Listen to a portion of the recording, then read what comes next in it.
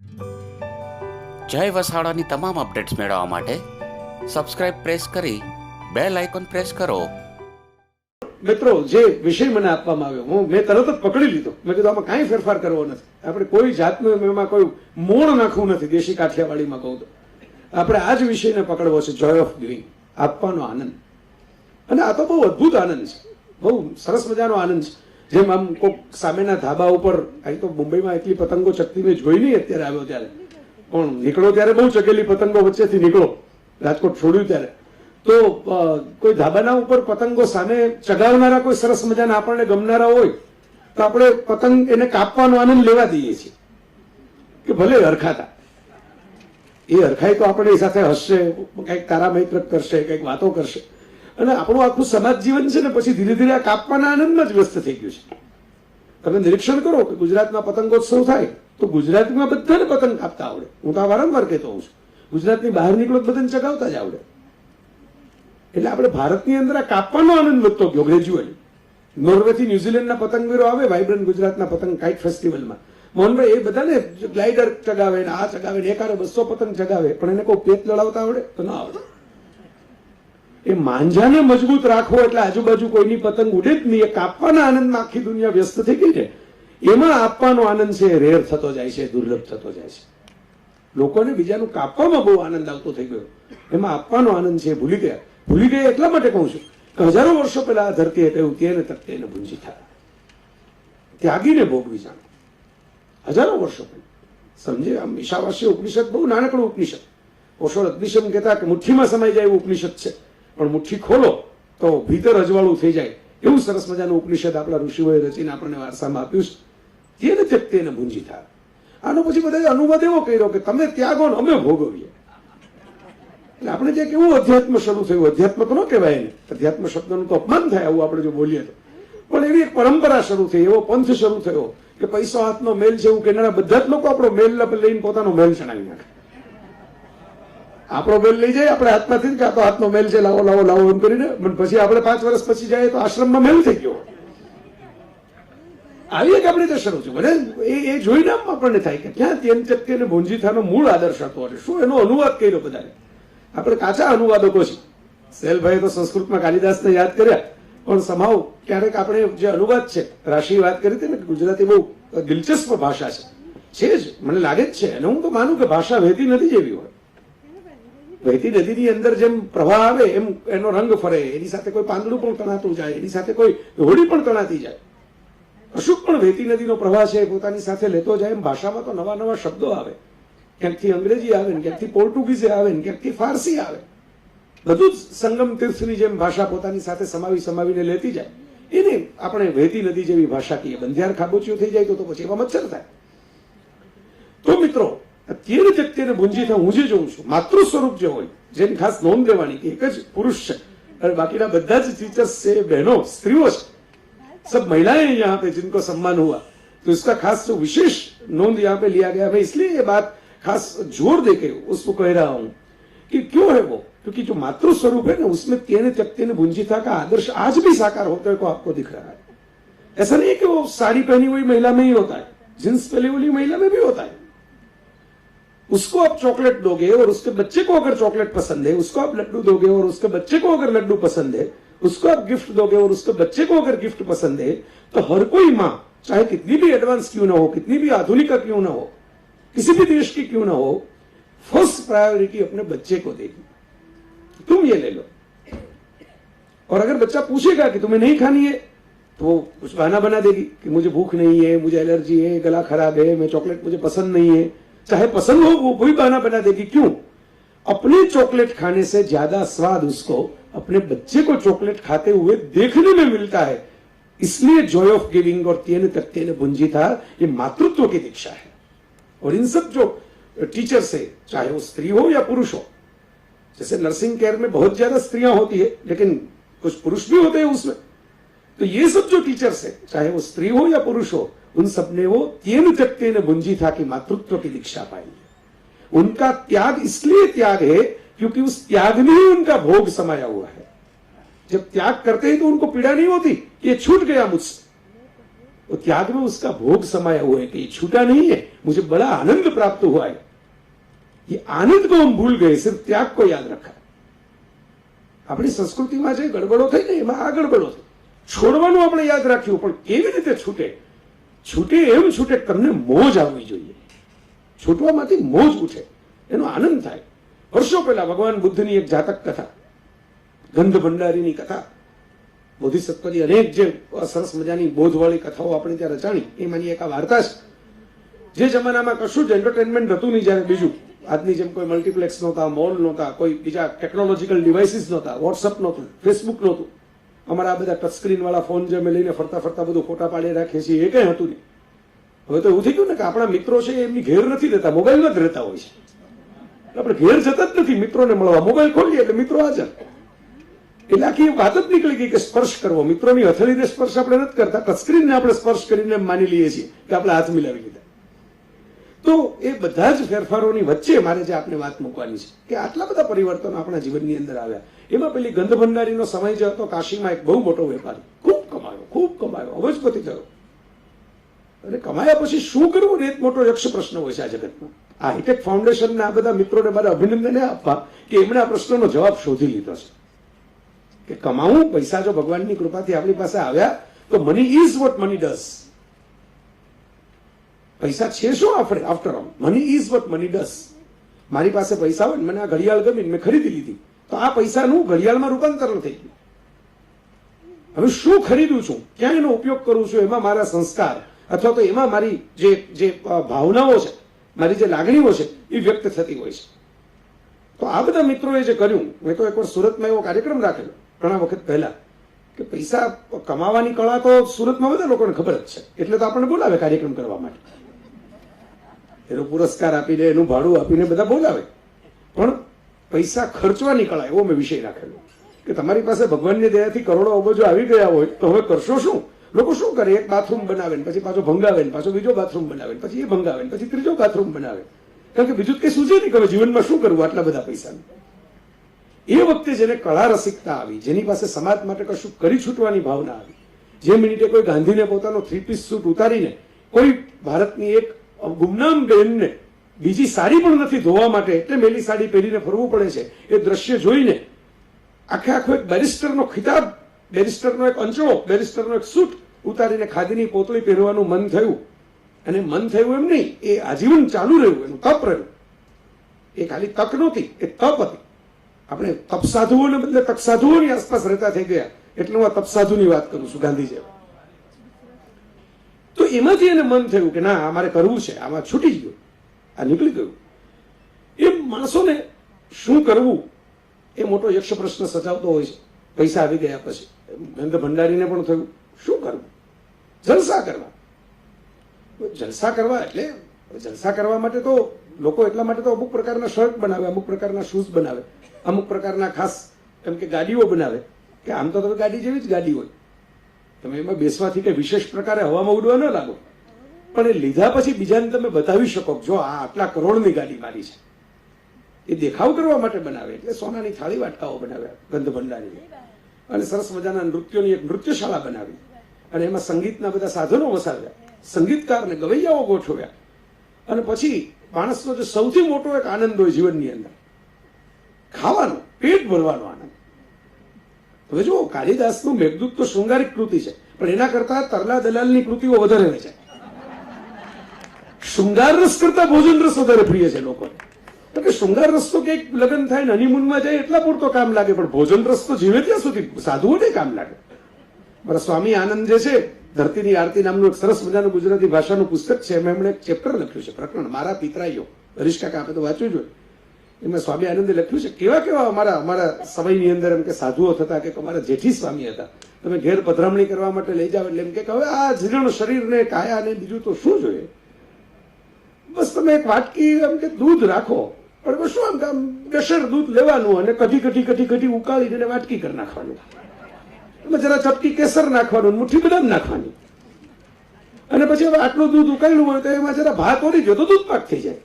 દૂધપાક એકલો તો સારો લાગે નહીં, એટલે થોડીક પૂરીઓ તળી નાખવાની, અને પૂરી તળવા માટે તાવડો મૂક્યો જોઈએ તો પછી થોડાક ભજીયા પણ એમાં ઉતારી લેવામાં કઈ વાંધો નહીં. હજી આ તો શરૂઆત છે, પેલી 3 લીટી મેં કહી પેરેગ્રાફ આખો જે લખાયેલો છે એની મેં પહેલી 3 લીટી કહી, પછી તો ચટણી ને પાપડ ને સંભારા અને બીજી મીઠાઈઓ ને બીજા ફરસાણો ને અને આ બધું ખાધા પછી આપણે શું જોઈએ ને એના પછી આપણે એટલે એ આ એવો આનંદ છે, ખાવાનો આનંદ. એટલે ગંધ ભંડારીએ ભોજનશાળા બનાવી નૃત્યશાળામાંથી, અને પછી એમ નક્કી કર્યું કે સામે નૃત્યો થતા હોય, સંગીત વાગતું હોય, ગવૈયાઓ કામ કરતા હોય, આવો સરસ મજાનો એક માહોલ બન્યો હોય ને એમાં ભંડારી જમવા બેસે, આખી નગરી જોવે એમ જમવા બેસે, મંચ સજાવીને જમે, અને આમ કોળિયા ભરે ને લોકો જોવા આવે. આપણે જેમ ટીવીમાં જોઈને રાજી થાય ને કે પેલા બ્રુનેઈના સુલતાન ને તો સોનાના નળ છે, ત્યાં તો એમ કે આવા એમ કે બાથરૂમ બનાવેલા છે, આવા ટપ બનાવેલા છે, લોકો વોટ્સએપમાં ફોટા ફેરવે, એમ બધા રાજી થાય, જોવા આવે. ઓહો, ભંડારી કેવું જમે છે, આહા, એનો ભાત જુઓ, એનું શાક જુઓ, એની મીઠાઈઓ જુઓ. એક દિવસે એક સામાન્ય ખેડૂત, ગરીબ ભિક્ષુક જેવી અવસ્થામાં આવી ગયેલો, ખેતી પડી ભાંગી હોવાને કારણે શહેરની અંદર કંઈક રોજગારીની અપેક્ષાએ આવેલો, અને એણે આ દ્રશ્ય જોયું, એને કીધું કે આહા, જીવનની અંદર આપણો તો ફેરો એણે ગયો. બહુ નિખાલસતાથી કહું તો એને એમ થઈ ગયું કે આ મારો ધક્કો થઈ ગયો, આ પૃથ્વી ઉપર મેં શું ધક્કો ખાતો, મેં જિંદગીમાં કોઈ એવું ભોજન જોયું નહીં, આ પહેલી વખત આવું જોવા મળ્યું, માણસો આવું જમતા હોય. દોડતો ભંડારી પાસે જઈને કહ્યો કે મારે જમવું જાવ. ભંડારી જરા ગુમાનમાં પૈસાના, એટલે ભંડારીએ કહ્યું કે ભાઈ આ તો મારા પૂર્વજોની મહેનત, અમારી બુદ્ધિ, અમારી પ્રતિભા, અમારો પ્રતાપ, અમારી તેજસ્વીતા, આ બધાનું ભેગું કરેલું ધન છે, એનું હું જમું છું, કઈ મફતનું નથી જમતો. એ શું કર્યું છે કે તને જમવા મળે? એટલે પેલો ભિક્ષુક બનેલો ખેડૂત કે ના ના, તમે કેવું એવું કરવા તૈયાર છો આ ભોજન માટે?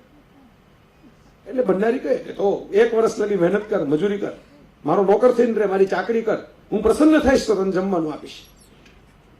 ઓલો તૈયાર થઈ ગયો કે જિંદગીમાં અમે મરી જ જવાનું છે એક દિવસે, તો એની પહેલા આવું એક ભોજન લઈને મરી જવું, ભલે વર્ષ દિવસ ચાકરી કરવી પડે. 1 વર્ષ લગી મન લગાવીને મફતમાં સાવ એને ચાકરી કરી, ત્યાં રોકાઈને ભંડારી એટલા પ્રસન્ન થઈ ગયા. ભંડારીએ કહ્યું કે તું ભોજન તો કમાયો જ છો, પણ ખાલી ભોજન નહીં, મારું સ્થાન કમાઈ લીધું આટલી પ્રેમથી મારી સેવા કરીને. આવતીકાલે તું મારી જગ્યાએ બેસીશ અને હું તને પીરસવા આવીશ, તારું સન્માન કરશું, અને ભોજન માટે આટલો જે તીવ્રતા હતી તો તને પૂરેપૂરું ઠાઠથી ભોજન કરાવશું. અને બેઠો એ ખેડૂત ત્યાં, ભંડારીએ બધું જ, એ જ નૃત્યો, એ જ સંગીત, એ જ ભક્કો, એ જ થાળીઓ, એ જ મીઠાઈઓ, એ જ પકવાનો, અને એમ કે ખેડૂતની થાળી આખી આખી ભરીને પીરસી, અને ભંડારી પોતે ઉભા રહ્યા અદબથી, ખેડૂત જમે અને આપણે એનું સન્માન કરીએ. ત્યાં ખેડૂત આખી ભરેલી થાળી લઈને દોડ્યો. એક ખૂણાની અંદર એક દૂર એક સ્ત્રી, બહુ જ ફાટેલા મેલાઘેલા કપડાવાળી, અને એક કેળેલું બાળક નાનકડું, એ રડતું હતું એના ખોળામાં. અને ત્યાં એ પહોંચીને એને થાળી છે આખે આખી છલવી દીધી એ સ્ત્રીની પાસે.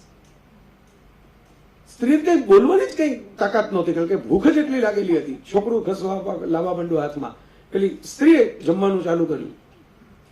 ભંડારી દોડતા દોડતા પાછળ આવ્યા. ખેડૂત કે અરે મૂર્ખ, તારાથી પચી નહીં સંપત્તિ આપી મેં તને તો.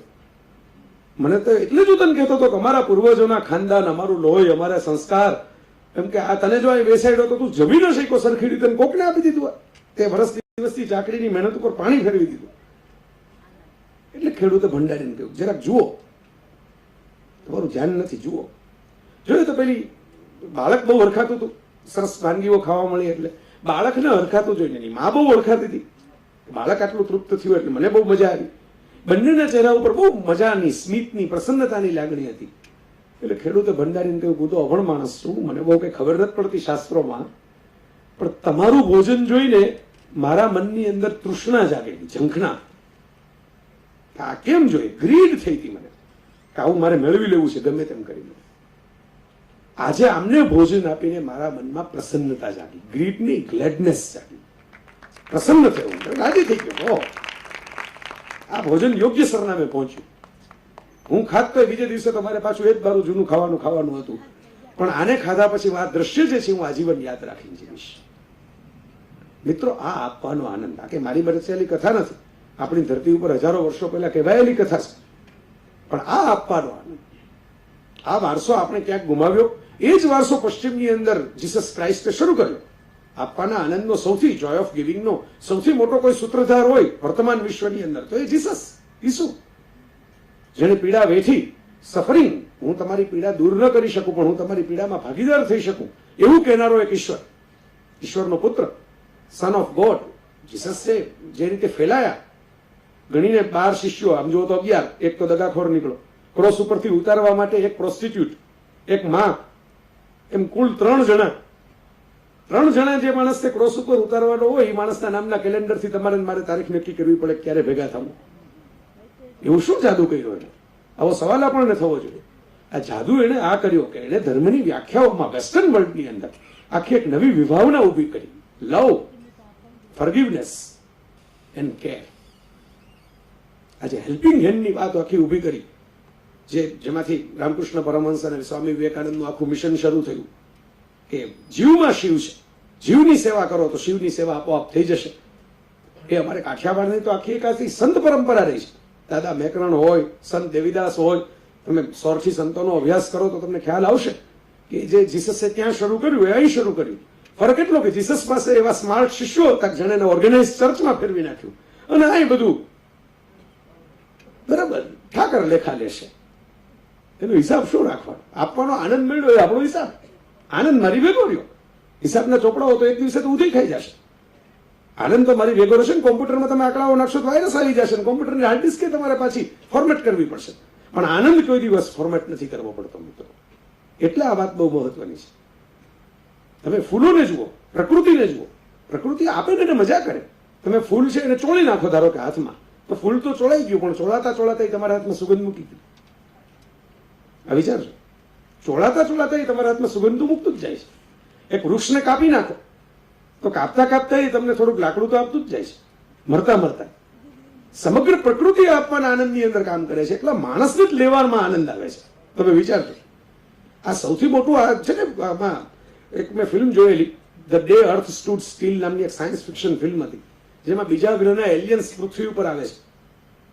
એટલે તો બધી સરકારો ગભરાઈ જાય છે કે કોણ આવી ગયા. ના, બહુ પાવરફુલ લોકો હોય છે, કબજો જ કરી લે સીધે સીધો મોટા મોટા અવકાશયાનમાંથી આવીને, અને એ બધી સ્પેસશીપમાંથી ઉતરીને સીધે સીધા આવે છે, અને પછી ભાષા પણ તરત જ ડાયવર્ટ કરી શકે છે. એટલી બધી ક્ષમતા ધરાવતા એલિયન્સ હોય છે. એટલે આવીને તરત એમ કહે છે કે વી are here to save the અર્થ. અમે ધરતીને બચાવવા આવ્યા છીએ. એટલે પેલા બધાને હાશકારો થાય છે કે હાશ બચી ગયા, કઈ મારવા નથી આવ્યા, તો બચાવવા આવ્યા છે. ત્યાં વાક્ય પૂરું કરે છે અહીં પોઝ લઈને. પેલો જે એલિયનનો કમાન્ડર હોય છે, we are here to save the earth from the species called human being. ધરતીને બચાવવાની છે, એટલા માટે માણસ ખતમ કરવો પડશે. માણસ હશે ત્યારે કે ધરતી બચવાની નથી. એ પોતાના સ્વાર્થથી એટલું બધું કબજે કરતો જાય છે, એટલું બધું સ્વકેન્દ્રિત થતો જાય છે કે આ પૃથ્વીની બાકીની જે પરંપરા છે કે જે એકબીજાને ટેકે ટેકે એકબીજાને કશું આપતા આપતા સમગ્ર પોષણ ચક્રની એક કડી બનાવીને જીવે છે, એ પરંપરા આ માણસ છે એ તોડી નાખે છે. એટલે આપણે આ કહેવું પડે છે, આપવાનો આનંદ શું, આપવાનો આનંદ શા માટે જોઈએ. આ બધા જે સંસ્થા કામ કરે છે બાળકો માટે, હું ગયો છું આવી સંસ્થાઓ. વલસાડમાં એક અમારા ડોક્ટર કુરેશી સાહેબ છે, એ આવી સરસ મજાની સંસ્થા ચલાવે છે. એક ભાવનગરમાં અંકુર નામની સરસ મજાની સંસ્થા છે, અને મારા પરમ મિત્ર સુભાષ ભટ્ટ, એમના પત્ની નેહલબેન ત્યાં શિક્ષિકા છે, એટલે મારે એમની સાથે જવાનું થાય. અને લોકો એની સાથે કેવી રીતે સંવેદનાથી કનેક્ટ થતા હોય. એ નેહલબેન છે, મને એમણે જ કહેલો પ્રસંગ છે કે આજ મુંબઈની અંદર અંકુરના બધા બાળકોને લઈને આવેલા. બાળકો તો કઈ નોર્મલ બાળકો કહેવાય નહીં, પણ અહીં સરસ શબ્દ લખેલો છે, ડિફરન્ટલી આપણે. That is wonderful. મને બહુ ગમી ગયું એ બેનર વાંચવામાં, ડિફરન્ટલી આપણે. પેલું એક શબ્દ નવો આવેલો કે physically challenge and mentally challenge. મને એના કરતા આ શબ્દ વધારે રૂપાળો લાગ્યો કે આ ચેલેન્જમાં તો હજી પાછો તમારે આમ જરા તમે નીચેના પગથિયા છો, ચેલેન્જ ઉપરના પગથિયા છે એવો ભાવ છે. પણ આમાં તો હેલન કેલર જેવી વાત છે કે તમે એમ કે કઈ જોઈ નથી શકતા, સાંભળી નથી શકતા, કશું નથી કરી શકતા, છતાંય કશું કરી શકો છો, કારણ કે તમને કશીક વિશેષ શક્તિ આપવામાં આવી છે. હેલન કેલરે લખેલું છે કે ભાઈ પોતે કઠોળા ઉપર આમ હાથ મૂકીને બાલ્કનીમાં ઉભેલા હતા, અને પંખી આવી અને ટહુક્યું, એટલે હેલન કેલરે કહ્યું કે એના પગની જે થાપ આમ પડતી હતી ને, એના વાઇબ્રેશન્સ મારા હાથમાં આવ્યા, અને વાઇબ્રેશન્સના આધારે એનું સંગીતને માણ્યું. આ વાત છે સાહેબ. હું ઘણી વાર કહું કે જે પિનકોડ શોધતો આવે ને, ઉદયનભાઈની વાત છે, ઉદયન ઠક્કરની, જે પિનકોડ શોધતો આવે ને એ ભૂલો પડી જાય એવું બને, પણ જે ટહુકા શોધતો આવે ને એ સાચા સરનામે પહોંચે. એ ટહુકા ગોતીને આવ્યો છે, એનું સરનામું પાકું હોય, એ અવાજ સાંભળતો નીકળો છે કોઈ અંતરમાં. તે બેન ઉભા હતા શાહરૂખ ખાનના મન્નત બંગલાની સામે બાંદ્રામાં, ટીચર તરીકે પોતાના વિદ્યાર્થીઓને લઈને વિદ્યાર્થીઓને થોડાક વધારે સાચવવા પડે. આમાં તો કઈ ખાલી સૂચના આપો કે ચૂપ ઉભા રહ્યો એવું તો ચાલે નહીં. આપ બધા ટીચર્સ બેઠા છો, ખ્યાલ જ હોય, વધારે સાચવવા પડે. You have to take N extra care, extra effort. તો ત્યાં શાહરૂખની ગાડી નીકળી બહાર, એટલે પેલા બધા ગાર્ડ્સ આવીને બધું એમ કે ખોલીને દરવાજો ખોલીને આમ તેમ બધાને ખસેડી નાખ્યા. અને શાહરૂખ ખાને જોયું કે આમ ડોકાથી જોવાતા બાળકો બધા ઊભા છે, ઊંચી ડોકે જોવે છે, અને એને ગાડી ત્યાં સ્ટોપ કરી. ટીચર મેડમને પૂછ્યું, કોણ છો, ક્યાંથી આવો છો? એમ કહ્યું કે ભાઈ આ બધા અમારા આવા ચિલ્ડ્રન્સ બધા એને લઈને ચિલ્ડ્રનને અમે નીકળ્યા છીએ મુંબઈ બતાવવા માટે, ભાવનગરથી આવીએ છીએ. એને એમ કહ્યું તો અંદર લઈ જાઓ. એને કશેક જવાનું હતું, ત્યાંથી એને પોતાની ગાડી પાછી યુટર્ન કરીને પાછી વાળી. બધા જ બાળકોને અંદર જ્યાં જવા માટે મોટાભાગના લોકો તડપતા હોય, ખાલી ઓફિસમાંથી જ. એટલે મારા એક ફિલ્મ રાઇટર મિત્ર છે, એને વાર્તા સંભળાવી હતી શાહરૂખ ખાને. એટલે શાહરૂખ ખાને એવો ટાઈમ આપ્યો કે નીચેના માળથી 26મા માળે હું લિફ્ટમાં જાઉં છું હોટલમાં, એ ફર્સ્ટ ફ્લોર થી 26 ફ્લોરની લિફ્ટ જે છે એમાં તમે મને સ્ટોરી લાઈન કહી દો, એટલો ટાઈમ તમારી પાસે છે. લિફ્ટ 26મા માળે પહોંચ, એટલો જ ટાઈમ તમારી પાસે છે. ત્યાં લગીને તમારે જે જીસ્ટ કેવો હોય તમારી વાર્તાનો કહી દો, મને રસ પડશે તો એપોઇન્ટમેન્ટ આપીશ. એ વ્યક્તિએ ગાડી પાછી વાળીને મને બેન કહેતા હતા કે બધા છોકરાઓને પછી બેસાડ્યા, એને બધી ચોકલેટ્સ આપી, ગિફ્ટ્સ આપી, કોકનું નાક સાફ કરી દીધું, મને ફોટા મને બતાવ્યા. ખોળામાં બેસાડ્યા બધા બાળકોને, સોફા ઉપર બેસાડ્યા. અને આ બધું કર્યા પછી જયારે આ ટીચરે બહુ આભાર માન્યો કે અમે તો બહારથી બંગલો જોવા આવેલા, અમને શું ખબર કે અંદર આવું કંઈક ભોજન કરવા મળશે, તમારી સાથે બેસવા મળશે, ફોટો પડાવવા મળશે. છોકરાઓએ શાહરૂખ ખાનના વાળ ખેંચ્યા, શાહરૂખ ખાને ખેંચવા દીધા, કોકનો દાંતિયો લઈને વાળ ઓળીએ દીધા. ત્યારે શાહરૂખ ખાને એમને એમ કહેલું કે મારા પિતાનું જયારે દેહાંત થયો ત્યારે હોસ્પિટલમાં મારી બેન આવી, અને મારી બેન છે એને સ્કૂલેથી આવેલી, એને ખબર જ નહીં પપ્પાને એમ કે હોસ્પિટલાઇઝ કર્યા છે. અને અચાનક આવીને એને જોયું કે પપ્પા તો નથી રહ્યા. એ વખતે ચીસ પાડીને પડી ગઈ. અને કે બિંગ એન એક્ટર મેં ક્યારેય આવું દ્રશ્ય ફરીથી ભજવવાની કોશિશ નથી કરી, કારણ કે ઇમોશન હું ભજવી ન શકું. ત્યારની એમ કે મેન્ટલી ડિસ્ટર્બ છે, એટલે એના મેરેજ પણ નથી કર્યા. અમારા ઘરમાં જ અમારી સાથે રહે છે. ત્યારે બહાર એની ફોટોગ્રાફી પણ મેં નથી મૂકી. અને સદનસીબે મારો પરિવાર એટલે મારી પત્નીને બધા એને સાચવે છે, મારા બાળકો એની સાથે રમે છે, અને એ રીતે નોર્મલ છે. શાહરૂખે એમ કહ્યું કે ધીસ ઇઝ નોટ સિમ્પથી, કે કોઈ દયા ખાઈને હું સુપરસ્ટાર છું, તમે ફૂટપાથ ઉપર ઉભા હતા એટલે દયા ખાઈને હું અંદર નથી આવ્યો. This is empathy. I feel what you feel. મને ફીલ થાય છે જે તમને ફીલ થાય છે, કારણ કે મેં મારા ઘરમાં એક પાત્ર આવું જોયું છે. This is the way my friend. આપવાનો આનંદ જો કરવો હોય ને તો આઈ ફીલ વોટ યુ ફીલ સુધી આપણે પહોંચવું પડશે. એના વગર આપવાનો આનંદ આપણો કાયમી રહેશે. આઈ ફીલ વોટ યુ ફીલ. તમને એ અનુભવ થવો જોઈએ. તમે હૈદરાબાદમાં જાઓ, એક જર્મનીની કંપનીએ ડાયલોગ ઇન ધ ડાર્ક નામનું એક્ઝિબિશન રાખેલું છે. તમે અંધારાની અંદર આવી બધી ચમકતી વસ્તુઓ મારા જેવા માણસોએ પહેરી હોય ને લોકરમાં મુકાવી દે, અને પીચ ડાર્ક એકદમ અંધારાની અંદર તમને લઈ જવામાં આવે, અને અંધારામાં યાત્રા કરવાની. તમારે અંધારામાં જ પૈસા ચૂકવીને તમારે કંઈક ખાણીપીણી કરવાની. ત્યાં કેન્ટીન હોય, તમને કશું જ દેખાય નહીં. તમારે છાલ આપે કે આ નારંગીની છાલ છે કે જામફળની છાલ છે, નક્કી કરો. હાથ ફેરવીને નક્કી કરો. આપણને ખબર પડે કે આવું તો આપણે કોઈ વિચારતા જ નથી. ક્રિકેટ રમવાનું, હોળીમાં બેસવાનું, તમે તો બહુ મૂંઝાઈ જાવ, કારણ કે કાંઈ જ દેખાય નહીં. એટલે અથડાતા કૂટાતા ચીસાચીસ કરતા આગળ વધો. એક ગાઈડ હોય જે તમને બધું ગાઈડન્સ આપતો હોય, તમારો હાથ પકડીને બધે લઈ જાય. 1 કલાકની આખી યાત્રા પૂરી થાય ને તમે જયારે બહાર અજવાળામાં આવો ને ત્યારે તમને ખબર પડે કે તમારો ગાઈડ છે બ્લાઇન્ડ છે. હું જે એવો અનુભવ કરી આવ્યો એટલે હું તમને કહું છું, જે વિશ્વ આપણા માટે અંધારાનું છે એના માટે અજવાળાનું છે. આપણને ખબર નથી પડતી અવાજ સાંભળીને ક્યાં જવું, પાણીમાં કેવી રીતે પગ મૂકવો, હોળીમાં કેવી રીતે પગ મૂકવો. બોટિંગ કરાવે, ઓર્ડર અપાવે, ખાલી આમ નોટની સાઇઝ જોઈ હાથ ફેરવી અને નક્કી કરી લે કે નોટ કેવી કઈ છે, 10 રૂપિયાની છે 100 રૂપિયાની છે. આપણે જે કોઈ કરતા જ નથી કે નોટની સાઇઝ તો આપણે જોઈ લઈએ કે હાથમાં લઈને કઈ સાઇઝની નોટ આપણે વાપરીએ છીએ. મિત્રો, ધીસ ઇઝ એન એક્સપિરિયન્સ કે તમે ફીલ કરો ને 1 કલાક માટે, ત્યારે તમને ખબર પડે કે આ જીવન શું છે. એ પહેલા જે કોઈ કર્યું એટલે એવો વિચાર હતો કે અંધ મિત્રોને રોજગારી પણ મળે, સેલ્ફ રિસ્પેક્ટ વાળી રોજગારી મળે, દયાવાળી નહીં, સમાન વાળી, જ્યાં લોકો તાળીઓ વગાડે એના માટે, જે વટથી 15 જણાને દોરીને આગળ કેપ્ટનની જેમ ચાલતો હોય એવી સરસ રોજગારી મળે, અને સામે પક્ષે બાકીના લોકોને સમજણ મળે કે જીવન માત્ર આપણે જ જોઈએ છીએ એવા દ્રષ્ટિકોણ વાળું નથી. જૈન ધર્મમાં એક સરસ શબ્દ છે અનેકાંત. અનેક અંતથી તમારે જીવન જોવાનું છે. મલ્ટિપલ પરસેપ્શન્સથી you have to see the life. તો મને પેલી જૂની કવિતા યાદ આવે. હું તો ઘેર ભણેલો, સ્કૂલે ગયો નહીં, પણ ઘેર બધી મને સરસ સરસ કવિતાઓ અને વાર્તાઓ વંચાવવામાં આવતી. તો પેલી મીન પિયાસીની લગભગ હું ભૂલતો ન હોઉં તો કવિતા હતી, કબૂતરોનું ઘુ ઘુ ઘુ. ઉપર વાળો જ્યારે પૂછશે, કોઈનું દુખડું પૂછ્યું તું, કોઈનું આંસુ લૂછ્યું તું, ગેંગે ફેફે કરતા કહેશે હે હે હે શું શું શું, કબૂતરોનું ઘુ ઘુ ઘુ.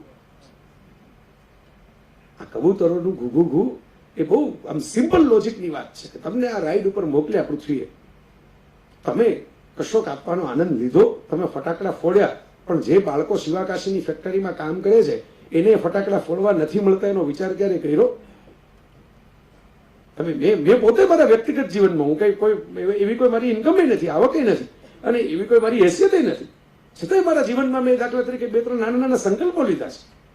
ક્યારેય કોઈ પણ હોટલની અંદર ક્યારેય તુષ્કારથી કોઈને નહીં બોલાવવાના, કોઈ વેઇટરને, કોઈ પણ કામ કરનારા, તમને સર્વ કરનારો માણસ છે એને તોસડાઈથી નહીં બોલાવવાનો. એ સર્વ કરે છે, તમે જે ડીશ જમો છો ને એ એને જમવા નથી મળતી. કદાચ તમારું વધેલું ક્યારેક એને કોઈ પાર્સલ આવતું હોય તો અલગ વાત છે, પણ એને જમવા નથી મળતી. આપણે તોસડાઈથી એને શું કામ બોલાવીએ? એને સન્માનપૂર્વક, એને પૂરી આદરપૂર્વક બોલાવીએ. અને કામ કરે છે, કામ કરનારનો આદર કરીએ. ક્યારેક આપણી ગાડીની અંદર થોડીક નાની ચોકલેટ્સ રાખીએ, નાની નાની વસ્તુઓ, જેવી સિઝન, એ લીલી બદામની સિઝન હોય તો લીલી બદામે રખાય, અને પતંગની સિઝન હોય તો પતંગે રખાય. જેવી મોસમ, કેરીની મોસમ હોય તો થોડીક કેરી રખાય. અને એમને જે શેરીઓમાં રમતા છોકરાઓ હોય, નાના નાના બાળકો હોય, જેને તમે ઓળખતા જ નથી, અને જેને જોઈને તમને ખબર પડી જાય કે આમની કદાચ આ પતંગ કે કેરીઓ સુધી પહોંચવાની તાકાત નથી, ત્યાં એને પ્રેમથી આપી દેવાના, ફોટો પડાવવા માટે નહીં, તમને મજા આવે છે એટલે આપવાની. મારા એક મિત્ર અમદાવાદની અંદર પેલી નાની નાની બાળકો બધા કાચ સાફ કરવા માટે એમ આવે, તો એમણે પેલા એમ કે 1 રૂપિયાનો સિક્કો આપ્યો, અને પેલી નાનકડી છોકરી હતી એટલે એને આમ ઊભી રહી એટલે એમ કીધું કે જો કે બીજો સિક્કો અહીં પડ્યો છે, પણ એ તો તારા જેવી એક બીજી દીકરી છે ને એને મારે આપવાનો છે. એટલે પેલી છોકરીએ પેલો સિક્કો પાછો આપી દીધો કે તો એને વધારે જરૂર હોય તેને બીજો આ સિક્કો આપી દેજો. પેલા કારમાં બેઠનારા માણસ કરતા આ એક નાનકડી છોકરી છે એ કે તમે બીજાને આપવાનો, એને કદાચ વધારે જરૂર હોય તો મારો સિક્કો આપી દેજો. સાહેબ, આપણે ક્યારેક ચૂકી જઈએ છીએ, આપણને અહેસાસ થાય ને ત્યારે ખબર પડે. આપણે મલ્ટીપ્લેક્સની અંદર જઈએ અને 175 રૂપિયાની પોપકોર્ન ખાઈએ અને 190 રૂપિયાના નાચોસ ખાઈએ, મને એમાં વાંધો નથી. આપણી કમાણી છે, આપણી ચોઈસ છે, આપણી ભૂખ છે, ને આપણી પ્રાયોરિટી છે. તો હું ખાતો હું, તમે ખાતા હો, મને વાંધો ત્યાં જ પડે છે કે આપણે મલ્ટીપ્લેક્સમાં પોપકોર્નના 175 રૂપિયા ચૂકવી દઈએ છીએ, પણ કોઈ સડક ઉપરના કિનારે પોપકોર્ન વેચતો હોય એને 10 રૂપિયાનો ટેકો નથી કરતા. હું ભીખ આપવાની વાત નથી કરતો. જે કામ કરવા બેઠું છે, મહેનતની કમાણી કરવા બેઠું છે, એની 10 રૂપિયાની પોપકોર્ન લઈને આપણે ટેકો નથી કરી શકતા. એટલે સમાજ તરીકે આપણે કંઈક ચૂકીએ છીએ. એટલે હું કહું છું કે આવી નાની નાની ટેવ મેં નક્કી કરેલું છે કે મારી સાથે કામ કરનારા જે લોકો હોય, દાખલા તરીકે મારો તો સારથી મારા ભાઈ જેવો છે, આ બધા મિત્રો ઓળખે છે ને, ગોપાલ એટલે સગા ભાઈ જેવો છે, મારી સાથે જ હોય, ફિલ્મ જોવામાં મારી ભેગો બેઠો હોય. હું ગ્રેવિટી જોઈને બહાર નીકળું એને એમ કહું ગ્રેવિટી બહુ સરસ છે, એટલે પછીના શોમાં ટિકિટ લઈને બેસે હું પ્રવચન કરવા જાઉં ત્યારે. પણ એમાં મેં નિયમ રાખેલો છે કે તમારી સાથે જે રહેનારો વ્યક્તિ હોય એની સાથે ભોજનનો ભેદ નહીં કરવાનો. હું સ્ટેજ ઉપર હોઉં અને ઓડિયન્સમાં હોય, એ ભેદ છે એ પરફોર્મન્સનો ભેદ છે. જમવાની થાળીમાં ક્યારે કોઈ માણસ સાથે ભેદ નહીં કરવાનો. જમવાની થાળી તો તમે 700 રૂપિયાની જમતા હો તો એને 700 રૂપિયાની જમાડવી તમારી ફરજ છે. એને ખાવે ભાવે નહીં, એને ફાવે નહીં, એ અલગ વાત થઈ, એની ચોઈસની વાત થઈ. તમારી ફરજ છે કે તમે એને એમ કહો તું 50 રૂપિયા આપીને એમ કહો તું બહાર ખીચડી ખાઈ આવો અને હું જાઉં છું 5 સ્ટારની અંદર ડિનર લેવા માટે. આપણે આ રોજ કરતા હોય છે મિત્રો, એમાંથી આપણો આ જે ક્રાઇમ રેટ છે ને છાપાઓમાં વધતો જતો હોય છે. ગેપ વધે છે, ખાઈ વધે છે, એમાં ક્રાઇમ વધે છે. આ પ્રશ્ન આપણો ઉકેલો નથી. તમે ઓબ્ઝર્વ કર્યું છે ક્યારે 5,000 થી 10,000 રૂપિયાની રકમ જેવી વસ્તુઓ માટે મોટા ભાગના ક્રાઇમ થતા હોય. તમે લોકલ ક્રાઇમના ન્યૂઝ વાંચો, કોઈક મોબાઈલ માટે ક્રાઇમ કર્યો હોય, કોઈક XYZ એવી કોઈ ટીવી કે એવી કોઈ વસ્તુ માટે ક્રાઇમ કર્યો હોય. અને બહુ મોટી કિંમત નથી હોતી, પણ આપણે પેલી લોનની વ્યવસ્થા બહુ મોટી જ રાખી છે. નાની લોનની વ્યવસ્થા જ પેલી મોહમ્મદ યુનુસે જે કરી બાંગ્લાદેશમાં, વંચિતોના વાણોતર જેવું પુસ્તક લખાણું. નાના નાના માણસોને નાની નાની લોન આપો, 10,000-10,000ની લોન આપો, 5,000-5,000ની લોન આપો, એટલે એને નાના નાના સપના એ પૂરા કરી શકે એવી લોનમાંથી. એ આપણે કરી ન શક્યા. મને એટલે ગમે અહીં जितने जो, मैं फिर से हिंदी में इसलिए आ गया कि मुझे शिक्षकों के साथ थोड़ा ये बात करनी थी. जितने जो टीचर्स को मिला आज उनको सम्मान मिला, उनको प्यार मिला, इतना आदर मिला, ये तो है ही।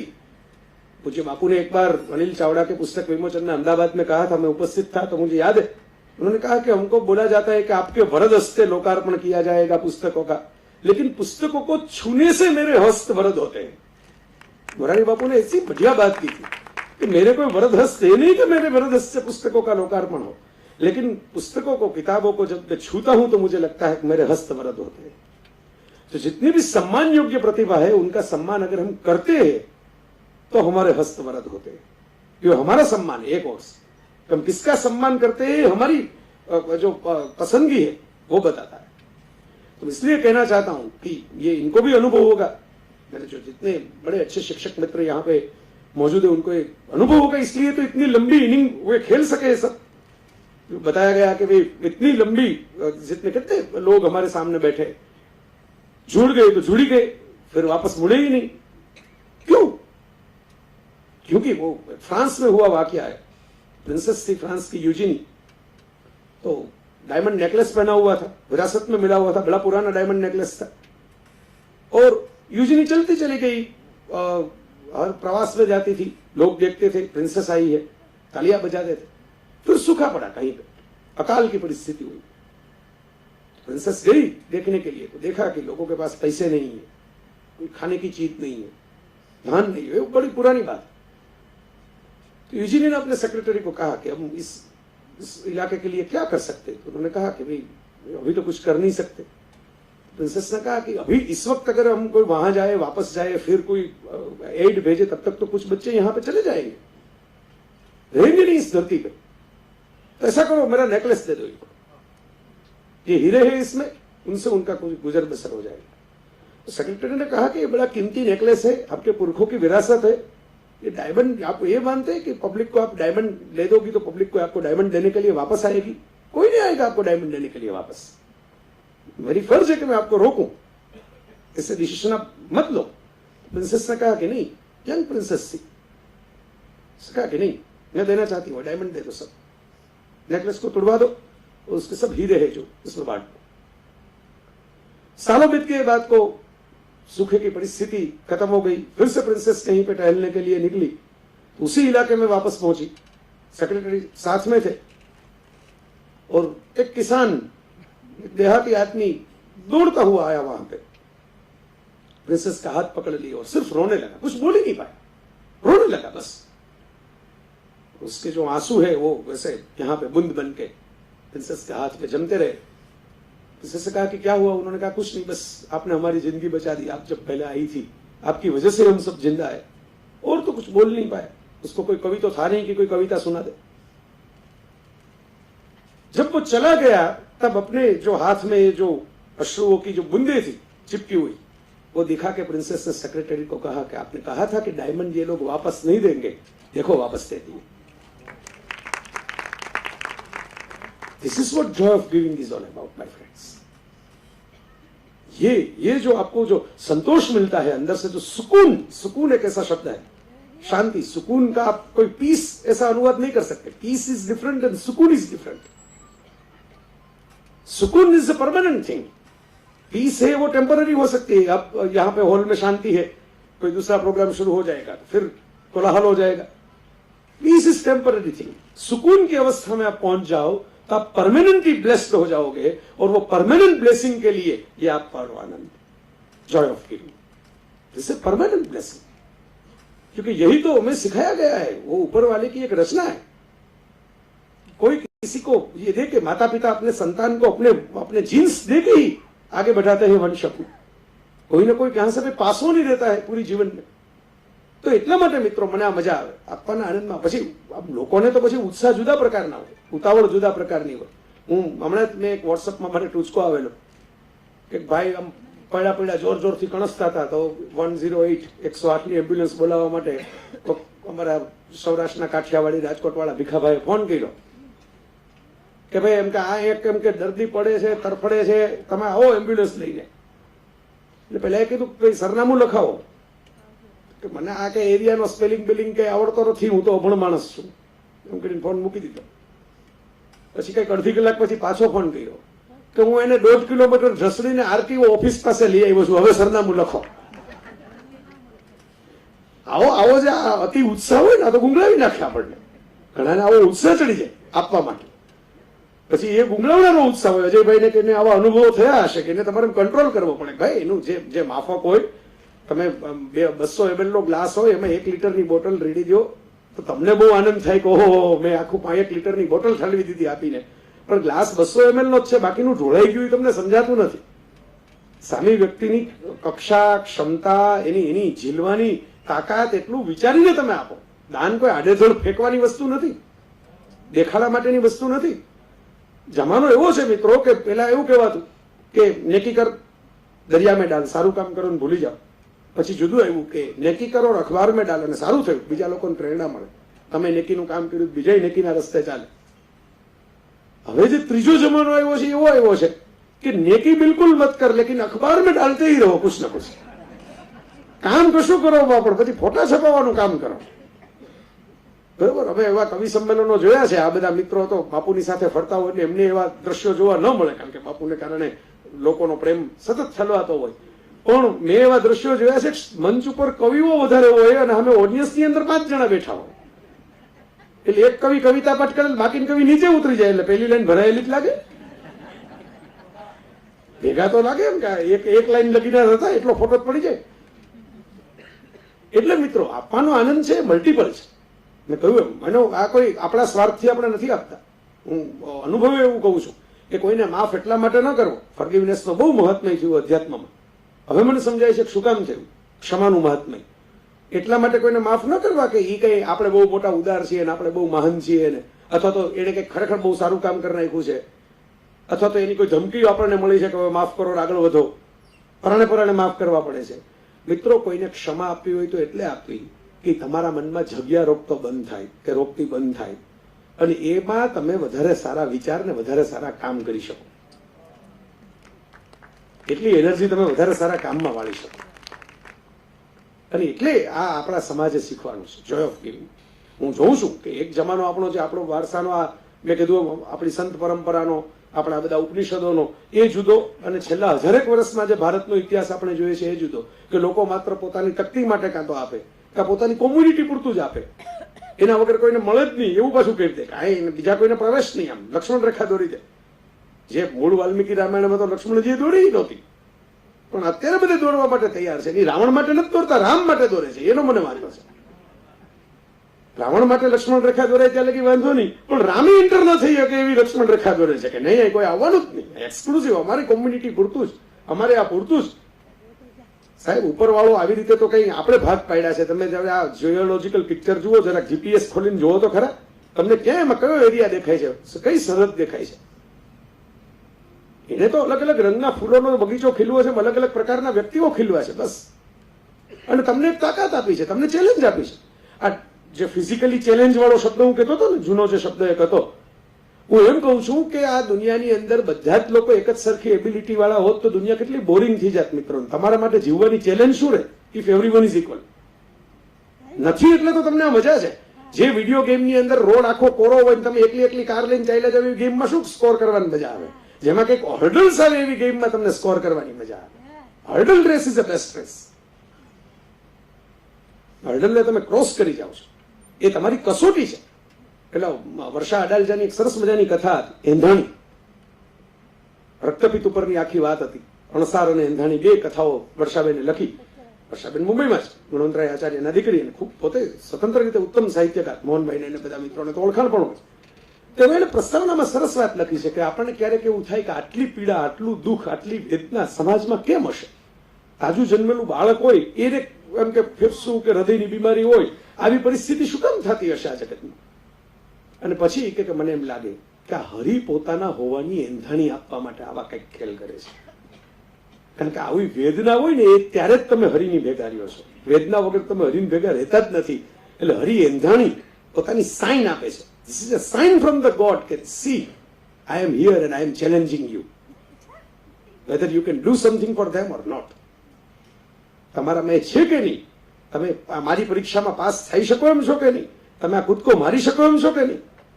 મારી શકો તો તમે પાસ, ન મારી શકો ને તમે નીકળી ગયા તો તમને કઈ ફેર નથી પડવાનો. પણ સૃષ્ટિ મંડાણ છે સર્વે એણી પડે જોગી જોગેન્દ્રા કોક જાણે, એવું નરસિંહ મહેતા લખી ગયા. એ ઉપરવાળાની અદાલતને એટીએમ ની અંદર તમારી ડિપોઝિટ ઓછી થવાની, તમારું વ્યાજ કપાવવાનું, તમારી બેલેન્સ ઘટવાની.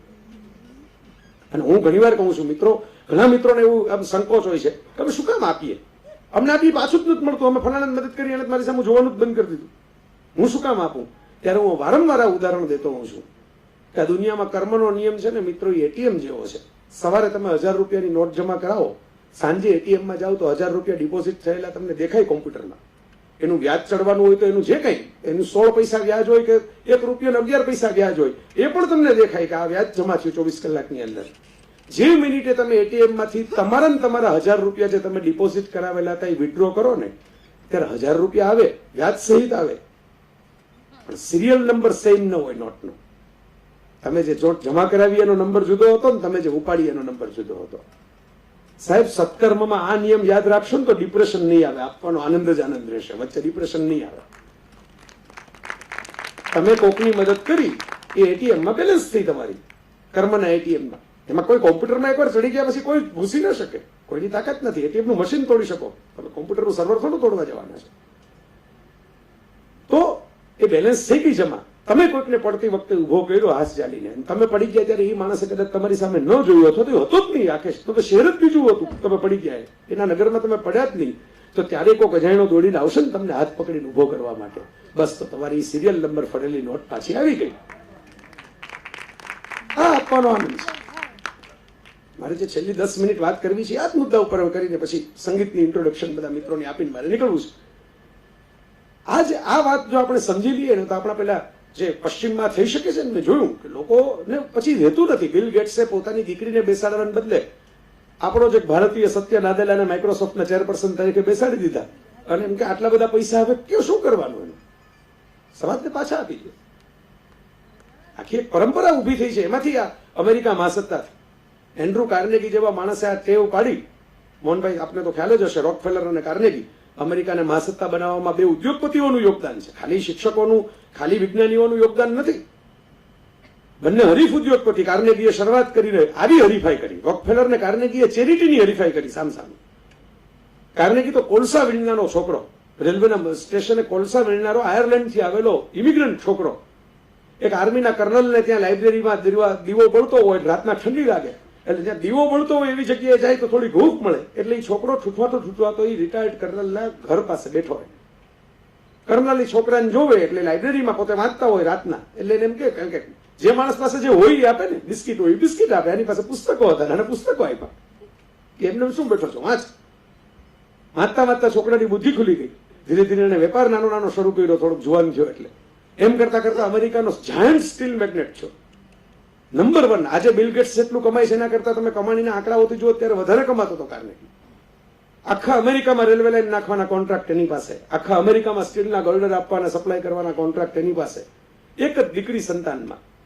અને કાર્નેગીએ પછી કહ્યું, કાર્નેગી ફાઉન્ડેશન બનાવ્યું ત્યારે એમ કહ્યું કે એક બાપ તરીકે મારી ફરજ છે મારી દીકરીને કશુંક આપવાની, એ મેં પૂરી કરી લીધી છે. મારી દીકરી અને એના જ સંતાનો પણ દુઃખી ન થાય એટલું મેં આપ્યું છે. આનાથી વધારે જો હું આપીશ ને તો એ દુઃખી જ થવાના છે, કારણ કે એ કમાવાનું ભૂલી જશે, એની મહેનત કરવાનું, સેલ્ફ રિસ્પેક્ટ ભૂલી જશે આનાથી વધારે આપીશ તો. મેં જેમ મારો રસ્તો કરી લીધો મને ખબર છે કે મારા ગ્રાન્ડચાઇલ્ડ એનો રસ્તો કરી લેશે. એટલે જેટલું આપવું જોઈએ એટલું એક બાપ તરીકે મેં આપ્યું છે. પણ હવે તો કેટલું બધું વધ્યું મારી પાસે. તો એને એક ફોર્મ્યુલા બનાવેલી કે જીવનના 33% કોઈ પણ માણસે શીખવામાં આપવા. પહેલા 33% ભાષા શીખો, કળા શીખો, સંગીત શીખો. સ્નેહલભાઈ બધા મિત્રો આપ્યા. જીવનના પહેલા 33% શીખવામાં આપો, શિક્ષણ શીખો, કશુંક શીખો જે તમે તમારા જાતને તમે અભિવ્યક્ત કરી શકો, તમારી આઈડેન્ટિટી બને. પછીના 33% એ શીખે જે છો એનો ઉપયોગ કરીને કમાવામાં આપવા. એ તો ભૂખે મરવું પડે. તમારે તમારી સાથે જોડાયેલા બધા પેલા વાલિયા લૂંટારાયનો જે પ્રશ્ન થયો એ આપણને થાય, આપણા ઘરના મેમ્બરો પ્રશ્ન કરવા લાગે. એટલે કમાવામાં આપો. અને પછીના 33% તમારા પૂરતું રાખીને, તમારા પરિવાર પૂરતું રાખીને જે વધ્યું છે, જે કમાયા છો ને એમાંથી વધ્યું છે, વધવાનું જોઈએ. જો તમે પહેલા 33% શીખવામાં આપ્યો સારું જ કમાણાવો. પછીના 33%માં એ જેના થકી તમે કમાયા છો અને શીખ્યા છો એ સમાજને બેઠો કરી અને બીજાને શીખવાડવામાં, બીજાને કમાવામાં મદદ કરવામાં આપો. મહાસત્તા બનવાની આ ફોર્મ્યુલા છે સાહેબ. મહાસત્તા બનવાની ફોર્મ્યુલા ખાલી સ્ટીલ્થ બોમ્બર મિસાઇલોમાં નથી. આમાં ફોર્મ્યુલા પડી છે સુપર પાવર બનવાની. અને એ ફોર્મ્યુલા હું અહીં જોઉં છું કે આ તમે બધા મિત્રો ભેગા થઈને તમારી રીતે તમારા લેવલે આ કરી રહ્યા છો, એનો મને આનંદ છે, એનો મને હરખ છે કે ના આવું કંઈક સરસ સરસ કામ થાય. તો ગાંધીજી એમ કહેતા કે હું કઈ સૂર્ય જ નથી, હું કઈ ચાંદો નથી, હું કઈ બલ્બ નથી, હું તો એક અરીસાનો ભાંગેલો ટુકડો છું કે જેની અંદર કોક સૂરજનું, કોક ચાંદાનું, કોક બલ્બનું અજવાળું પડે તો એ અંધારા ખૂણામાં ચાંદરનું પાડે, રિફ્લેક્શન કરે, રિફ્લેક્ટરથી કશોક પ્રકાશ પહોંચાડે. તો આપણે બધા તો કઈ એવા, હું નથી માનતો કે હું કોઈ એવી કક્ષાએ પહોંચી ગયો હું કે જેની અંદર કઈ હું કઈ સૂરજ ચાંદાની જેમ પ્રકાશ આપતો હું, પણ જે પ્રકાશ ઝીલું છું એનું રિફ્લેક્શન પાડું છું કે આ કંઈક અંધારા ખૂણાની અંદર આ કંઈક અજવાળું પહોંચે. અને આ બધા મિત્રો તો એના કરતા અનેક ગણું વધારે રિફ્લેક્શન પાડે છે, ઘસાઈને ઉજળા થવાની પ્રવૃત્તિ કરે છે. જે વાસણને વધારે ઘસો ને રૂપાળું થાય. સાદો રસોઈના વાસણો સાફ કરવાનો નિયમ છે, તમે વધારે જોરથી ઘસો તો વધારે ચમક આવે. તો માણસ પણ વધારે ઘસાય ને તો એનું અંતર વધારે રૂપાળું થાય, એનું હૃદય વધારે રૂપાળું થાય. એટલે આ કોઈ આપણે મેં કીધું સમાજ માટે ઉપકાર કરીએ છીએ એવી ભાવનાથી જે લોકો આપતા હોય છે ને એમ તો અહમ વધતો હોય છે આપવાને કારણે. હું તો નરસિંહ મહેતાની મને પંક્તિઓ એટલે બહુ ગમે. વૈષ્ણવજન જેવું ભજન, નાગરિક શાસ્ત્ર આખું આવી ગયું. અર્ધન નવ ચાલે હાથરે, એન્ટી કરપ્શનની બધી જ વ્યાખ્યાઓ આવી ગઈ. પરસ્ત્રી જેને માત્રે, રેપના તમામ કેસીસ બંધ. બરોબર, એ અડધી લીટીમાં આઈપીસીની કલમો લઈ લીધી આખે આખી. પણ એની જે પહેલી લીટીનું મુખડું છે ને એ મારે સમર્પિત કરવું છે આજના કાર્યક્રમ. વૈષ્ણવજન તો તેને રે કહીએ, man of God, woman of God કોણ? આ વૈષ્ણવજન એટલે હવેલીમાં પ્રસાદની અપેક્ષાએ બેઠા હોય નહીં. એવા અમારા મિત્રો, અમે કોલેજમાં ભણતા, તમારી ભેગા એક મિત્ર હતા, અમે આબુ ગયા. આબુમાં એક ધાર્મિક શિબિર હતી. તો બધા આપણે ભારતીય આત્માઓને ટોળું જોઈને કુતૂહલ તો થાય જ કે અહીં ટોળું કેમ છે. એટલે અમે આમ જાતા હતા ફરવા માટે, એટલે બધા અમારો એક મિત્ર રોકાઈ ગયો, કારણ કે એમાં શિબિરમાં એવું એલાન કરવામાં આવ્યું કે જે ધ્યાન કરશે, મેડિટેશન કરશે ને છેલ્લે મહાપ્રસાદ મળશે.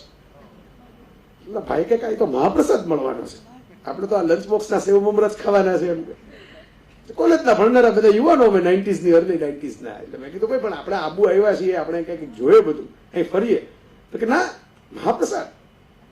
તો મેં કીધું તું મહાપ્રસાદ ખાતો, અમે બીજા 3 જણા ફરવા નીકળીએ. તમે ફરીને પાછા આવ્યા. તો ભાઈ કે પેલા મમરા વિધા છે? તો મેં કીધું કે મહાપ્રસાદ નું શું થયું? તો કે છેલ્લે આવ્યો ને મહાપ્રસાદ, એમ કે બધું ધ્યાન બ્યાન આપણે કર્યું, આપણે સુઈ ગયા કે વચ્ચે ધ્યાનમાં થોડીક વાર. એટલે એક ઓલા આચાર્ય હતા એને એમ છે કે ઓહો આ તો બહુ ધ્યાન લાગી ગયું, એટલે મને બેસાડી દઈ કોઈ કે જવાન બદલે કાને તો લાગી જાય છે. પછી છેલ્લે કે દાળિયા આવ્યા, એને એમ કીધું કે આ ભગવાનનો મહાપ્રસાદ છે. હવે કે એની મહાપ્રસાદની વ્યાખ્યા ને આપણી મહાપ્રસાદની વ્યાખ્યા જુદી હતી, તો કોઈ સમજાયું જ નહીં. મોટો પ્રોબ્લેમ આપણા જીવનમાં એ થાય છે કે આપણી મહાપ્રસાદની વ્યાખ્યા અને આમાં માણસની મહાપ્રસાદની વ્યાખ્યા અલગ અલગ હોય છે. આપણે બહુ આનંદ થાય કે જો મેં એને મહાપ્રસાદ બહુ ખોબો ભરી નાખ્યો, અને એને એમ લાગે કે મને દાળિયા આપીને રવાના કરી દીધો. એટલે વૈષ્ણવજન એ જેને ઈશ્વર સાક્ષી છે એવો માણસ, એવી વ્યક્તિ. વૈષ્ણવજન તો તેને રે કહીએ જે પીડ પરાઈ જાણે રે. અહીં જે કામ થઈ રહ્યું છે, આ થઈ રહ્યું છે, પીડ પરાઈ જાણે રે. બીજાની પીડાને જે જાણે, ઓળખે, સમજે. એટલે શું થયું? સંવેદના છે માણસમાં જન્મજાત પડેલી છે. એક પ્રિન્સ નામનો બાળક કુવામાં પડી ગયો હોય તો આખું ભારત રોવા માંડે, ઝીપકે ચડે છે. નજર સામે ગટરના ઢાંકણા ખુલ્લા હોય કોઈ બંધ નથી કરતું. પણ ઓલી સંવેદના ટીવીમાં કનેક્ટ થઈ ગઈ ને એટલે આપણે બધાને રોવું બહુ આવે, પ્રિન્સનું શું થયું? તો આ સંવેદના બહુ વિચિત્ર ચીજ છે સાહેબ. આ સમજવા જેવી વાત છે. ટાઇટેનિક ફિલ્મ જોવા બેઠા હો, 700 જણા તમારી નજર સામે ટપોટપ મરી જાય આખી પેલી શિપમાં, એમાં તમને કાંઈ રડવું ના આવે. પણ હીરો પેલો જેક ડોસન એ પાણીમાં ડૂબે એટલે તમને એમ થાય હાય અરે આ મરી ગયો. તો ઓલા 700 હતા એ કોકના જેક ડોસન જ હતા ને, ગુજરી ગયા. કોકની રોજ હતી, કોકના જેક હતા. પણ ત્યાં આપણી સંવેદના કનેક્ટ નથી થઈ ને એટલે આપણને રોવું નથી આવતું. આપણી સંવેદના કનેક્ટ થવી જોઈએ. એટલે અમારા સુભાષભાઈને હું યાદ કરું, પાછા ભાવનગર વાળા બહુ સરસ મજાની વાત કરે છે કે આપણો પ્રેમ છે એ ખુદ તરફ, સ્વ તરફ વળે એ ધ્યાન છે, અને અન્ય તરફ, દુનિયા તરફ વળે એ પ્રાર્થના છે. જે છે ને પ્રેમ કરવો અને પ્રેમ હોવું, પ્રેમ હોવાની અવસ્થાએ તમે પહોંચો ને ત્યારે પછી આ 700 ની પીડા તમને થાય. ઓલી પ્રેમ કરવાની અવસ્થાએ હો ને તો ખાલી એક જેક મરી જવાની જ પીડા આપણને થાય. પણ પ્રેમ હોવાની અવસ્થાએ હો તો આખી શિપ તૂટવાની જે પીડા છે એ તમને થાય. જે સારસ્વતો મહાપુરુષો મોરારી બાપુ જેવા ભીના હૃદયના, હું તો કહું છું કે નોબેલ પીસ પ્રાઇઝ માટે કોઈ લાયકમાં લાયક ઉમેદવાર આખા પૃથ્વી ગ્રહ ઉપર અત્યારે 7 અબજની વસ્તીમાં હોય એ અમારા મોરારી બાપુ છે. ભલે બાપુને ગમે કે ન ગમે, પણ મને આ સાચું લાગે છે એટલે કહું છું જાહેર. અને બહુ સમજી વિચારીને કહું છું, નોબેલ પીસ પ્રાઇઝ મેળવનારાના બાયોડેટા વાંચી વાંચીને કહું છું કે જો આને મળ્યું હોય, આને મળ્યું હોય, આને મળ્યું હોય, અને આ કામ માટે જો આને મળ્યું હોય તો આવું કામ તો મોરારી બાપુએ કોઈ ફોટો પડાવ્યા વગર રોજ કરી નાખ્યું છે, હસતા રમતા, કોઈ પ્રયોજન વિના, કોઈ છાપામાં નોંધ લેવા એવી કોઈ અપેક્ષા વિના. એટલે એનું તો વધારે તો નિષ્કામ કર્મયોગ છે. એટલે મિત્રો આ વાત સંવેદના અનુભવો પીડ પરાઈ જાણે રે. પછી આ હાઈટેક ફાઉન્ડેશન સાથે જોડાયેલા મિત્રો, જે સન્માનિત મિત્રોએ કર્યું એમ, પર દુઃખે ઉપકાર કરે, બીજાના દુઃખને દૂર કરવા માટે કોશિશ કરો, સક્રિય થાવ. એકલા સંવેદના અનુભવીને રોતા રોતા ઘર ભેગા ન થાવ, સક્રિય થાવ પરિસ્થિતિ બદલાવવા માટે. ચેન્જ ધ વર્લ્ડ, જેટલું થઈ શકે તમારાથી એટલું. અને મન અભિમાન ના આણે રહે, સક્રિય થાવ પણ સહજ રહ્યો. જે મિનિટે સહજતા ગુમાવીને મિનિટે સક્રિયતા અને સંવેદના બે જતી રહેશે. સહજ રહેતા રહેતા આ કામ કરતા જાઓ, સહજ રહેતા રહેતા કોઈકના દુઃખ દૂર કરતા જાઓ. લોકો કરે છે, ઘણા બધા લોકોને હું જોઉં છું, એમને કંઈક ટ્વિટર ઉપર લોકો દાન આપી દે છે એવા મેં જોયા છે દુનિયામાં. કેટલા બધા લોકો, હમણાં માર્ક ઝકરબર્ગની એક દીકરી આવી, દીકરીના નામે એને ફાઉન્ડેશન બનાવીને 99% ફેસબુક વોટ્સઅપની મિલકત છે એ ક્રમબદ્ધ રીતે, એમ કે દરેક મા બાપને પત્ર લખ્યો દીકરીને કે દરેક મા બાપને એવી અપેક્ષા હોય કે પોતાના સંતાનો પોતે જીવે એના કરતા સારા વાતાવરણમાં જીવે. તો તું બહેતર દુનિયામાં મોટી થાય એના માટે તારા જેવી ઘણી દીકરા દીકરીઓને અમારે કશું આપવાનું છે, એટલે અમે આ સંપત્તિ આપી દઈએ છીએ, આનાથી વધારે કઈ તારી જરૂર નથી. તો આ વૃત્તિ જો આપણી ફેલાય ને તો જ પ્રવૃત્તિ થાય, વૃત્તિ વગર પ્રવૃત્તિ થાય નહીં. એટલે મિત્રો મને બહુ આનંદ થયો. છેલ્લે મારે જે સંગીતવાળા મિત્રો જે છે એમની એક સરસ વાત મારે આપની સામે મૂકવી છે. અને બહુ મજાના કવિ અમારા ઉદયન ઠક્કર, તમે એમની એક નવી કવિતા આ વખતના નવનીત સમર્પણના દિવાળી અંકમાં છપાયેલી છે, અને સત્ય ઘટના ઉપરથી એમને કવિતા સૂજી. મિરાતે સિકંદરી નામનો ગ્રંથ છે આપણો જૂનો, એમાં આ કવિતા મુકાયેલી કે માંડુના જંગની અંદર બહાદુર શાહને હરાવી દીધો હુમાયુએ, પછી પોશાક એનો રાતો થઈ ગયો, એટલું લોહી વેવડાયું, રાતો પોશાક થઈ ગયો લોહીની છોળોથી. અને તલવારો લઈ લઈને સ્નેહલભાઈ બાદશાહ નીકળી પડ્યો તો મારવા માટે.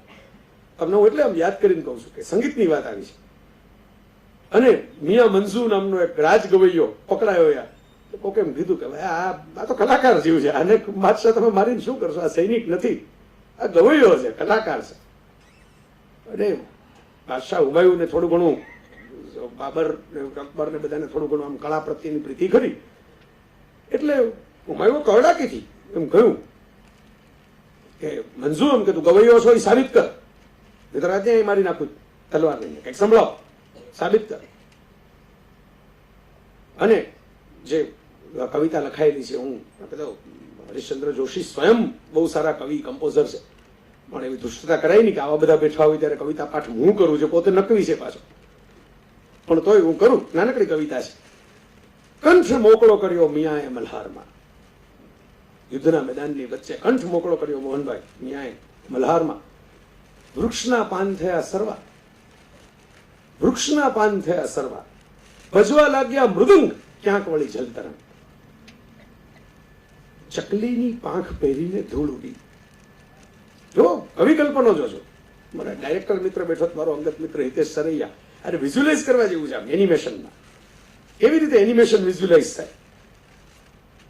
ભજવા લાગ્યા મૃદંગ ક્યાંક વળી જલતરંગ, ચકલીની પાંખ પહેરીને ધૂળ ઉડી, વાદળે ફૂંક મારી, માટીની મુઠ્ઠીમાંથી અત્તર નીકળ્યું, માટીની મુઠ્ઠીમાંથી અત્તર નીકળ્યું.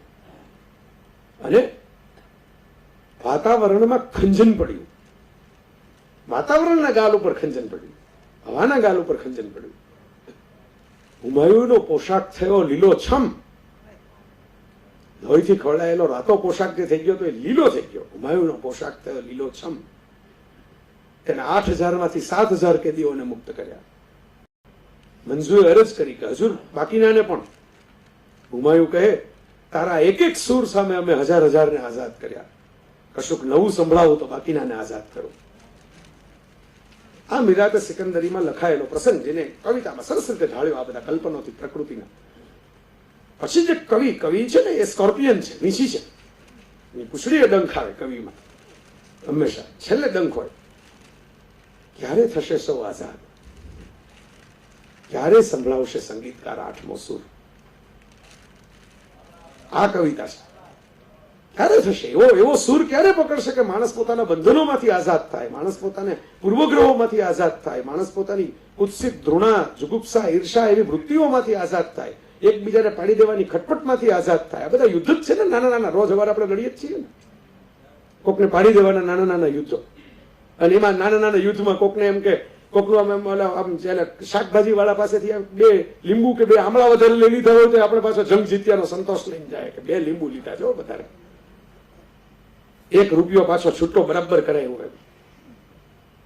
એટલે મિત્રો, આ જે મિત્રો મારી સામે બેઠા છે, તમને બધાને એમનો વ્યક્તિગત પરિચય ન હોય, પણ હું તમને ખાતરીપૂર્વક એમ કહું કે સ્ટેજ ઉપર તો બધા કલાકાર રૂડા રૂપાળા લાગે. જગતનો કોઈ એવો કલાકાર નથી સ્ટેજ ઉપર રૂપાળો ના લાગે.